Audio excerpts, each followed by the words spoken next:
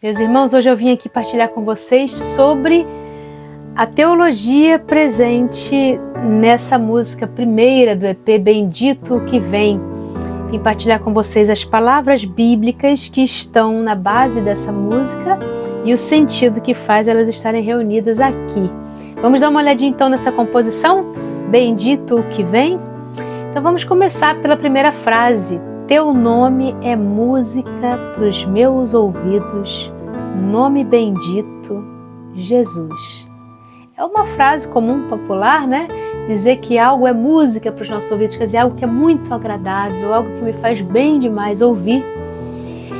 E essa primeira frase, ela quer expressar o quanto nos faz bem ouvir o nome de Jesus, mas também entendendo que essa canção foi composta dentro do Advento, está sendo lançada no Advento, ela também quer expressar aquele momento em que finalmente o nome do Messias esperado é revelado. Então a primeira frase ela já fala dessa expectativa que havia acerca do Messias, da vinda do Messias, e quando finalmente esse nome é revelado, Jesus, né, o Messias, o anjo revela que o nome dele será Jesus, finalmente o nome dele é revelado, então esse nome soa como música para os nossos ouvidos. Era tudo que a humanidade esperava, era tudo que a humanidade precisava ouvir, né? O nome de Jesus. Então por isso essa primeira frase na música, trazendo toda essa expectativa da vinda do Messias e a alegria do nome dele finalmente revelado, Jesus. Depois, os títulos cristológicos vão se sucedendo aqui, né? Então vamos lá, vamos ver esses títulos cristológicos que vêm em seguida. Todos eles relacionados a Jesus. Então, a gente se alegra com o nome de Jesus e aí começa então a canção a dizer tudo o que Jesus é e que foi revelado, né? Verbo divino. Onde que está isso? No Evangelho segundo João, primeiro capítulo do Evangelho segundo João. No princípio era o Verbo, e o Verbo estava com Deus, e o Verbo era Deus. Ele estava no princípio com Deus, e todas as coisas foram feitas por meio dele. Sem ele, nada se fez de tudo que foi feito. E ali, durante todo aquele prólogo, né, do Evangelho de João, ele vai falar sobre o Verbo de Deus, e o Verbo se fez carne e habitou entre nós. Então, o primeiro título, vocês sabem que eu tenho um carinho muito grande pelos escritos joaninos, pelos escritos de São João, foi onde eu me especializei na teologia bíblica, então com certeza eles marcam muito também essas, não só a minha escrita na parte da teologia, mas as canções que o Espírito Santo me inspira, até porque meu coração, minha mente está cheia dos textos joaninos, né? Então é por aí que ele trabalha. Então, Verbo divino, Jesus é a palavra de Deus. Logo em seguida, né, João usa o termo Verbo divino, Verbo de Deus. E logo em seguida, na música, a gente fala palavra eterna. Então, quando se diz que Jesus é o Verbo divino, Jesus é a palavra de Deus. E Jesus é a palavra eterna de Deus. Tudo que Deus tinha para dizer a nós, nos disse em Jesus Cristo. Então, quando se faz carne o Verbo, quando chega a nós a palavra de Deus encarnada, o Verbo feito carne, o Filho de Deus feito homem, ali é a plenitude da revelação de Deus, né? E depois dele, diz São João da Cruz, tudo que Deus tinha para dizer, nos disse no Filho, né? A gente lê isso em Hebreus também, na Carta aos Hebreus, primeiro capítulo. A gente lê isso em São João da Cruz. E depois, São João da Cruz, ele não tem mais nada para dizer além do Filho. Tudo que Deus disse, tudo que Deus tinha para nos dizer, nos disse por meio do Filho. Então ele é a palavra eterna, dita uma vez para sempre. Tudo que Deus tinha para nos dizer foi dito no Filho, por isso a revelação está completa, por isso ele não precisa esperar nenhuma outra revelação depois de Jesus Cristo. Ele é a plenitude da revelação. Então, Verbo divino, palavra eterna, imagem perfeita. A imagem perfeita do Pai é o Filho. A gente vê palavras bíblicas falando sobre a imagem, vamos ler lá em Colossenses 1, deixa eu até colocar aqui para vocês a palavra exata. Em Colossenses 1, São Paulo fala para nós que ele é a imagem, Jesus é a imagem de Deus invisível. Vou pegar aqui para vocês. Colossenses 1,15. Ele, Jesus, o Filho de Deus, o Filho amado de Deus, Jesus, ele é a imagem do Deus invisível, o primogênito de toda a criação. Nele foram criadas todas as coisas nos céus e na terra, as criaturas visíveis e invisíveis. Deus fez, aprove a Deus fazer habitar nele toda a plenitude. Então, nós fomos criados à imagem e semelhança de Deus, mas a imagem perfeita do Pai é o Filho, é Jesus. E por isso nós nos alegramos quando Ele vem, porque a imagem de Deus que há na criação, que há nas criaturas, que há em nós, vai ser restaurada por aquele que é a imagem perfeita. Então, também tem esse sentido, essa palavra. E também fala, em Hebreus também tem algo sobre isso. Deixa eu pegar aqui também na carta aos Hebreus. Hebreus 1:3.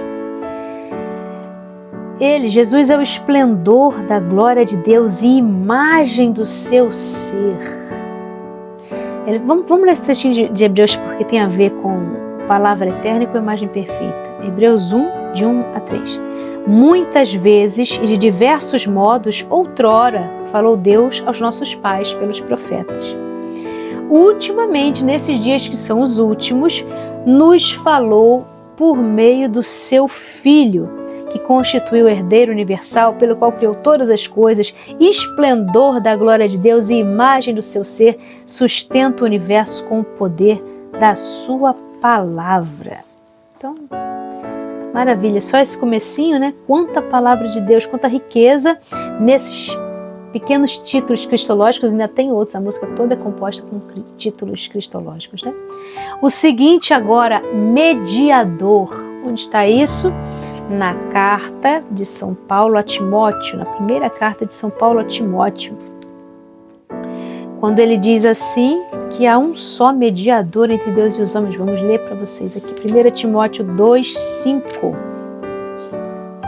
Porque há um só Deus e há um só mediador entre Deus e os homens, Jesus Cristo, homem que se entregou como resgate por todos. Então, o único mediador entre Deus e os homens, Jesus Cristo, é Ele que faz a ponte, né?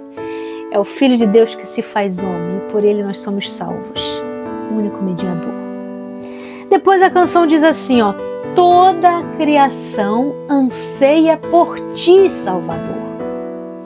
Então a gente começou dizendo que o nome de Jesus é a alegria de conhecer o nome de Jesus, os títulos cristológicos dele, a palavra eterna do Pai, a imagem perfeita, o mediador, e agora a gente diz, toda a criação anseia por ti, Salvador. Então a gente tem essa palavra também em São Paulo, que a criação sofre, geme, esperando a redenção. Vou dar uma olhadinha aqui para vocês. Romanos 8, vamos ver se a gente acha aqui, Romanos 8, 19 a 24. Por isso a criação aguarda ansiosamente a manifestação dos filhos de Deus. Pois a criação foi sujeita à vaidade, com a esperança de ser também ela libertada do cativeiro da corrupção e participar da gloriosa liberdade dos filhos de Deus. Pois sabemos que, agora, toda a criação geme e sofre como que dores de parto até o presente dia. Não só ela, mas também nós, que temos as primícias do Espírito, gememos em nós mesmos, aguardando a adoção, a redenção do nosso corpo. Então, toda a criação geme, aguardando a redenção. Toda a criação anseia por ti, Salvador. E o título de Jesus, né? Salvador. Toda a criação espera a salvação, deseja a salvação. Toda a criação aguarda, todas as gerações aguardando a chegada do Salvador, desde a promessa de Deus lá em Gênesis 3,15, a descendência da mulher que esmagaria a cabeça da serpente, todas as gerações aguardando a chegada do Salvador, que finalmente agora tem seu nome revelado, sua chegada anunciada. Na Bíblia a gente sabe do título de Salvador. Jesus muitas vezes é anunciado, o Messias é anunciado como Salvador. Já no Antigo Testamento a gente vê isso. No Evangelho de Lucas, já um dos primeiros anúncios a respeito de Jesus é justamente sobre o fato dele ser o Salvador. Aliás, o nome dele, Jesus, já traz em si a salvação, né? Que vem de Deus, Deus que salva. Quando o anjo anuncia Maria, anuncia que o nome dele será Jesus, né? O Deus que salva.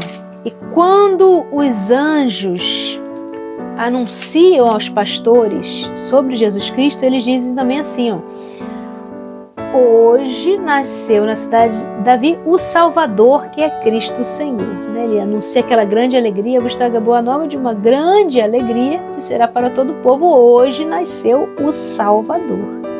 Então, todo mundo aguardando o Salvador e, finalmente, a alegria da chegada dele. Continuando, a canção fala que Jesus é o Cordeiro.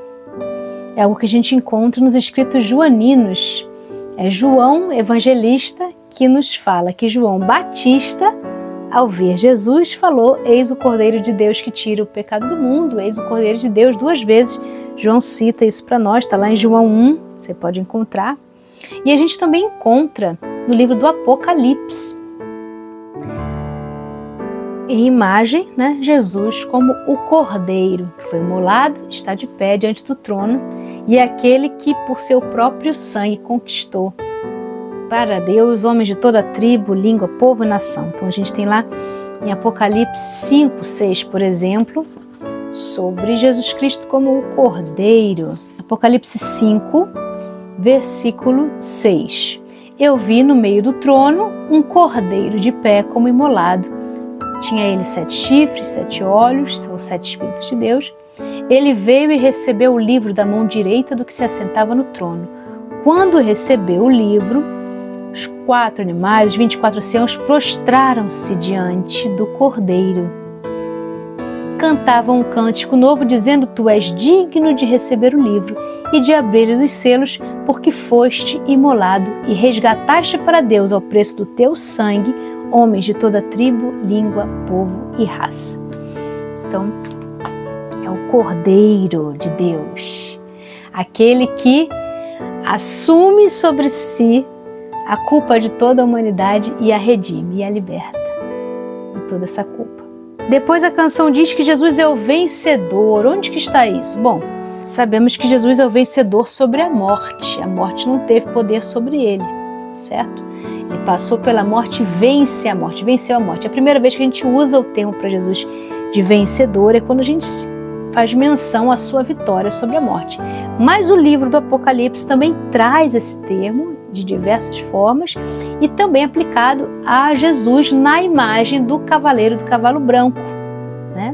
Que nós entendemos, a maioria dos teólogos entende assim, essa menção direta a Jesus. Aliás, no capítulo inicial, que é Apocalipse 6:2, que se fala do cavaleiro do cavalo branco que sai para vencer, e lá no Apocalipse 19 se fala que esse cavaleiro do cavalo branco se chama Verbo de Deus, que é o título cristológico, e tem escrito sobre si Rei dos Reis e Senhor dos Senhores.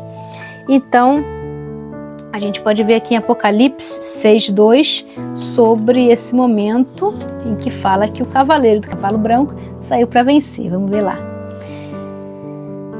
Apocalipse 6:2. Vi aparecer então um cavalo branco, seu cavaleiro tinha um arco, foi-lhe dado uma coroa e ele partiu como vencedor para tornar a vencer, para vencer ainda mais. E lá no capítulo 19, depois esse cavaleiro do cavalo branco não aparece mais no Apocalipse, só reaparece lá no capítulo 19, fica uma figura misteriosa lá no capítulo 6, e no capítulo 19 ele reaparece. Versículo 11, eu vi ainda o céu aberto e eis que apareceu um cavalo branco. Seu cavaleiro chama-se Fiel e Verdadeiro. E aí, seguindo aqui no texto, seu nome é Verbo de Deus. Ele traz escrito no manto, na coxa, Rei dos Reis, Senhor dos Senhores. Então, também é um título cristológico, né? Não é só uma constatação a respeito de Jesus, mas também é um título cristológico, vencedor, a partir dessa imagem do Apocalipse. E a canção segue dizendo: abram-se as nuvens e chovam lá do alto o justo que há de vir. Então, essa canção, como eu falei, né, ela foi composta no tempo do Advento, então ela traz muito do que a gente vive nesse tempo. A expectativa da vinda, a alegria da chegada do Messias, a revelação do nome do Messias, tudo que ele é, os títulos cristológicos, né, a contemplação de tudo que ele é, e o desejo de que essa salvação chegue logo, né, que se abram as nuvens e que ele venha do alto dos céus até nós. Esse texto, exatamente, abram-se as nuvens e chovam lá do alto, está no livro do profeta Isaías. É Deus prometendo a salvação e a justiça, a chegada do tempo da salvação e da justiça, dizendo que os céus vão se abrir e vai chover lá do alto céu a salvação e justiça. Vamos dar uma olhadinha em Isaías 45. Vamos dar uma olhadinha lá em Isaías 45. Isaías 45, versículo 8.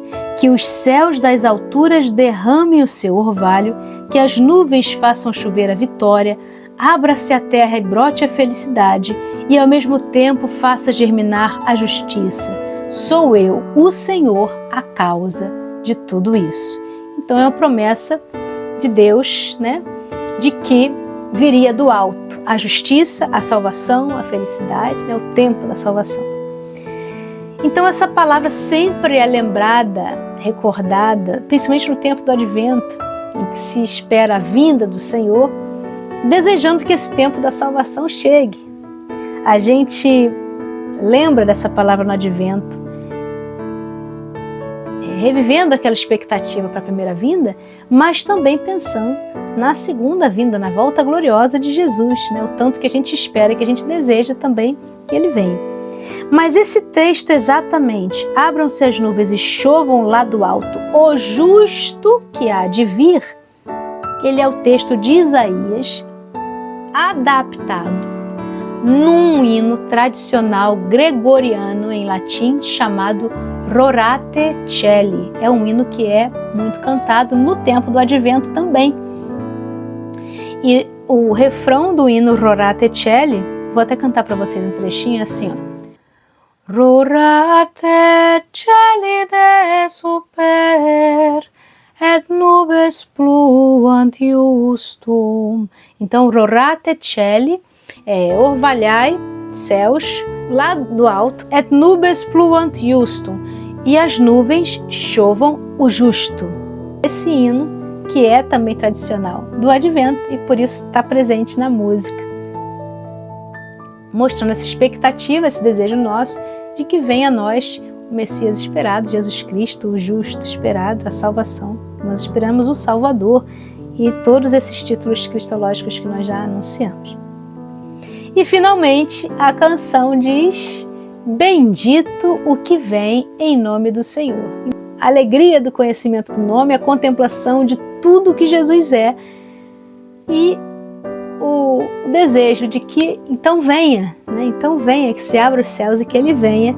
E aí a expectativa do nosso coração diz para ele: bendito que vem em nome do Senhor. Essa palavra, bendito que vem, eu já partilhei com vocês em outro momento. Ela é a palavra que dá o nome à música e é uma palavra que ficou muito gravada no meu coração quando eu li, quando eu ouvi na Bíblia a respeito dela. E eu até convido você a conhecê-la lá em Mateus 23, 39.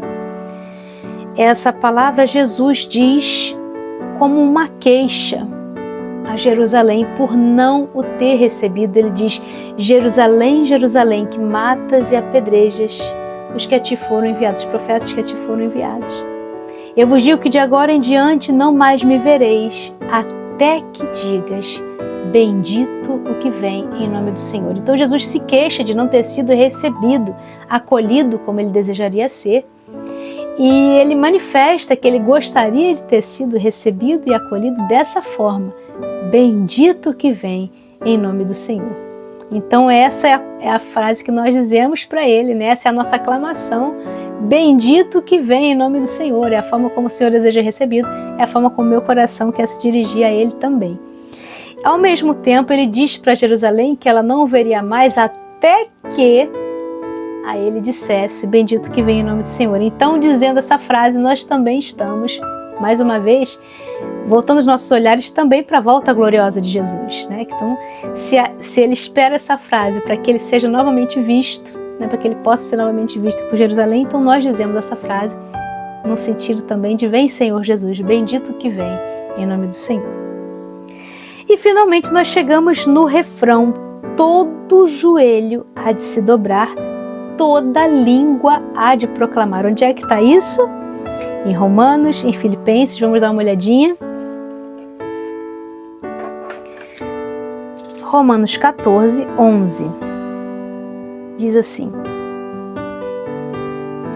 porque está escrito, São Paulo citando Isaías até, porque está escrito: por minha vida, diz o Senhor, diante de mim se dobrará todo joelho e toda língua dará glória a Deus. Então São Paulo está citando aqui Isaías, mas uma palavra que está presente tanto lá quanto aqui, né? Por minha vida, diz o Senhor, um juramento de Deus: por minha vida, diz o Senhor, diante de mim se dobrará todo joelho e toda língua dará glória a Deus.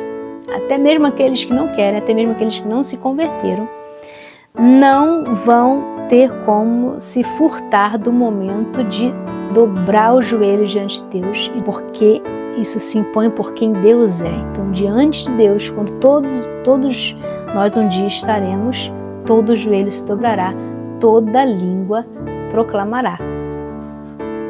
Em Filipenses se fala isso diretamente sobre Jesus. Vamos dar uma olhadinha, que também é uma palavra muito bonita. Filipenses 2 fala sobre a humildade de Jesus Cristo, porém no final,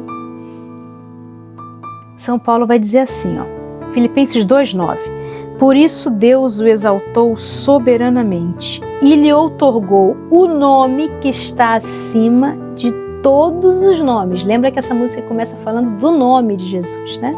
Então, Deus o exaltou soberanamente e lhe outorgou o nome que está acima de todos os nomes, para que ao nome de Jesus se dobre todo o joelho, no céu, na terra e nos infernos, e toda língua confesse, proclame, confesse, para a glória de Deus Pai, que Jesus Cristo é o Senhor. Então, até antecipando o final do refrão, esse trechinho aqui de Filipenses, com certeza na base de todo o refrão. A gente começou a canção falando do nome e agora o refrão diz que todo joelho vai se dobrar e toda língua vai proclamar que Jesus Cristo é o Senhor, porque o nome dele está acima de todo nome.